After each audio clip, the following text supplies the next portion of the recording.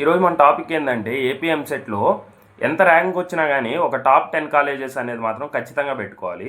ఎందుకంటే ఇప్పుడు ఒక 20,000 ర్యాంక్ వచ్చింది అనుకోండి ఫర్ సపోజ్, వాళ్ళకి టాప్ 20 to 30 కాలేజెస్ వస్తాయి అని మీకు ఒక ఐడియా ఉంది.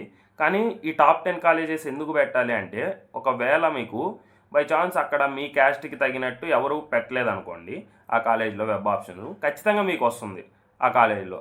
సో దాన్ని బట్టి మీరు ఆ టాప్ 100 వెబ్ ఆప్షన్స్ ఏది పెట్టాలనేది ఈ వీడియోలో డిస్కస్ చేద్దాము. వీడియో లాస్ట్ వరకు చూడండి, స్కిప్ చేయకుండా మీకు అర్థమవుతుంది.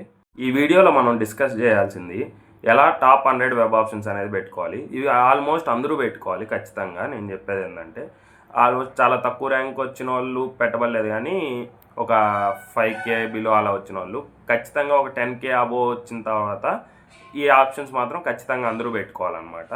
సో ఈ ఆప్షన్స్ ఎవరు మిస్ అవ్వద్దని నేను చెప్తాను. So first web option A college అంటే ఆంధ్ర యూనివర్సిటీ అని చెప్తాను. ఆంధ్ర యూనివర్సిటీలో మీరు ఒక 5 బ్రాంచెస్ తీసుకోండి. ప్రతిదానికి కామన్గా 5 బ్రాంచెస్ పెట్టుకోండి. CSC, CSM, CSD, AIML, AIDS. ఇవి ఖచ్చితంగా, అంటే కొన్ని కాలేజీల్లో ఉండవు, కొన్ని కాలేజీల్లో ఉంటాయి కొన్ని బ్రాంచులు. సో ఆల్మోస్ట్ అన్ని బ్రాంచులు ఉంటాయి అన్ని కాలేజీల్లో. సో లేని వరకు వదిలేసి మిగిలినవన్నీ ఫస్ట్ ఆంధ్ర యూనివర్సిటీ పెట్టుకోండి. దాని తర్వాత వచ్చి జేఎన్టీయూకే, తర్వాత వచ్చి గాయత్రి కాలేజు, దాని తర్వాత వచ్చి ఎస్వియు, అండ్ తర్వాత వచ్చి మనకి విట్ అన్నమాట. సో ఇప్పుడు ఈ కాలేజెస్ అన్నీ పెట్టుకున్నాక ఇప్పుడు ఈ 5 కాలేజెస్. సో 5 కాలేజెస్ ఇంటూ మీరు ఎన్ని వెబ్ ఆప్షన్స్ వస్తున్నాయి. ప్రతి కాలేజ్లో నేను చెప్పింది 5 బ్రాంచెస్ అనమాట. అవి కూడా నేను చెప్పింది మినిమం బ్రాంచ్లు ఇవి. సో 5 కాలేజెస్ ఇంటూ 5 బ్రాంచెస్ ఎంత, 25 వెబ్ ఆప్షన్స్ వచ్చినట్టు మీకు ఇక్కడికి. సో ఆ విధంగా మీరు పెట్టుకోవాలన్నమాట. ఇది నేను చెప్పిన ప్రయారిటీ. దాని తర్వాత విఆర్ సిద్ధార్థ చెప్తాను, 6th వన్. దాని తర్వాత ఏ కాలేజీ అంటే మీకు ఎస్ఆర్ఎం. సో ఇవన్నీ ఇలా ఆర్డర్లో పెట్టుకుంటూ రండి నేను చెప్పేటివే. తర్వాత వచ్చి జేఎన్టీయూ అనంతపురము, దాని తర్వాత వచ్చి మీకు విష్ణు ఇన్స్టిట్యూట్ భీమవరంలో, తర్వాత ఎస్ఆర్కేఆర్ అని, అది కూడా భీమవరంలోనే ఉంటుంది ఆ ఇన్స్టిట్యూట్ కూడా.